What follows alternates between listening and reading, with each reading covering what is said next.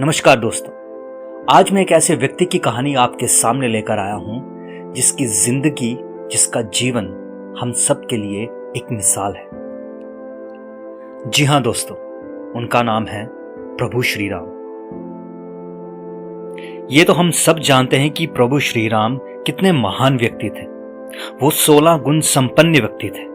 अगर उनकी जिंदगी का 1% भी हमारे अंदर आ जाए तो हमारा जीवन सफल हो जाए। दोस्तों, इस कहानी को अंत तक सुनिएगा। हो सकता है आपके जीवन में जो प्रश्न है उनका जवाब आपको मिल जाए। दोस्तों, किसी ने बड़े कमाल की बात कही है कि प्यार में ही ताकत है दुनिया को झुकाने की, वरना क्या जरूरत थी श्री राम जी को शबरी के जूठे बैर खाने की। आज एक छोटी सी रामायण की कहानी लेकर आया हूं आपके लिए। यह कहानी उस वक्त की है जब प्रभु श्री राम ने लंका विजय अभियान शुरू किया था। वो लंका पर विजय पाने के लिए उस अभियान को छेड़ चुके थे, जिसमें विशाल वानर सेना थी। उनके छोटे भाई लक्ष्मण उनके साथ थे और पूरी उम्मीद थी विजय प्राप्त करने की। लेकिन सबसे बड़ी समस्या थी उस विशाल समुद्र को पार करने की, लंका तक पहुंचने की। ऊंची ऊंची लहरें उठ करके आ रही थी। इतनी विशाल सेना ना तो तैर करके उसे पार कर सकती थी, ना उड़ करके जा सकती थी।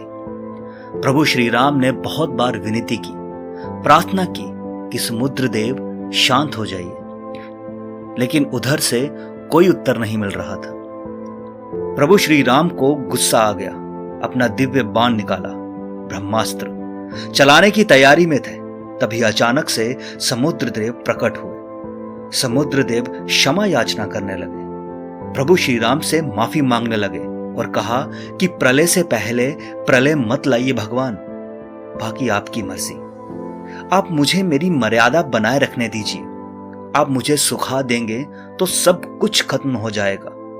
जल का जो रूप है वो खत्म हो जाएगा।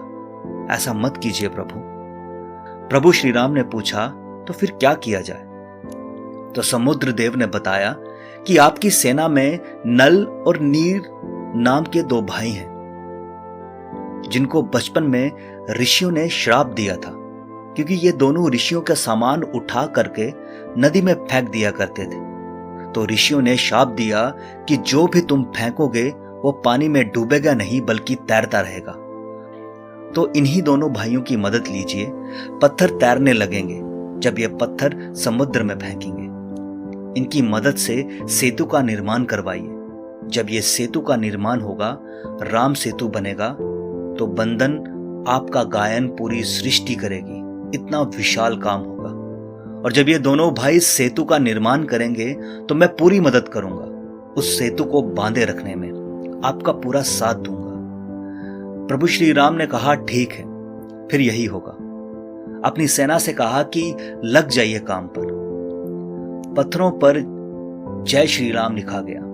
पत्थर तैरने लगे। वो श्री राम सेतु का निर्माण होने लगा और प्रभु श्री राम ऊपर वाले की भक्ति में भगवान शिव की आराधना में बैठ गए। तभी उन्होंने देखा कि एक छोटी सी गिलहरी उस सेतु निर्माण में अपना योगदान दे रही थी।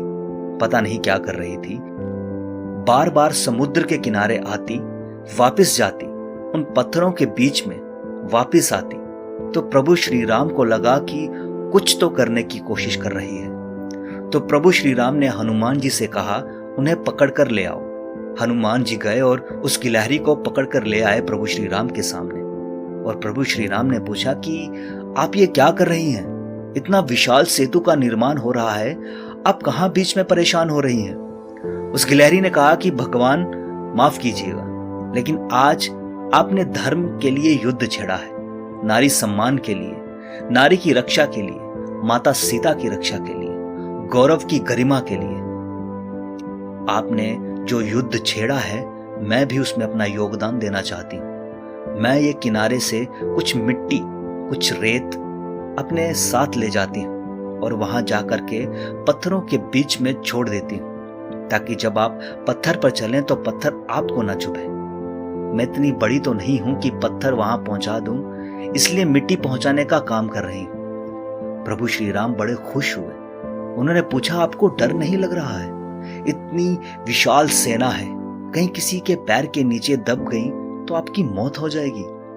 गिलहरी ने कहा कि इतने बड़े युद्ध में अगर मेरी मौत भी हो जाए, आप माता सीता की गरिमा की रक्षा के लिए, उनके गौरव की रक्षा के लिए इतना विशाल युद्ध छेड़ चुके हैं, धर्म की रक्षा के लिए, उसमें मेरी जान भी चली जाए तो कोई बड़ी बात नहीं मेरे लिए सम्मान की बात होगी, गौरव की बात होगी। उस नन्ही गिलहरी ने जब इतनी बड़ी बात कही तो प्रभु श्री राम गदगद हो गए, उसकी पीठ पर उंगलियां फेर दिए।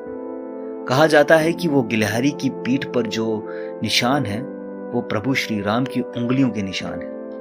दोस्तों, कहानी तो खत्म हो गई है, लेकिन ये कहानी हमें बहुत बड़ी बात सिखाती है कि छोटे से छोटा मनुष्य, चाहे वो कमजोर से कमजोर हो, लगता हो कि मेरे अंदर तो कुछ है ही नहीं, मैं तो उसके लायक ही नहीं हूं, वो भी विशाल काम कर सकता है।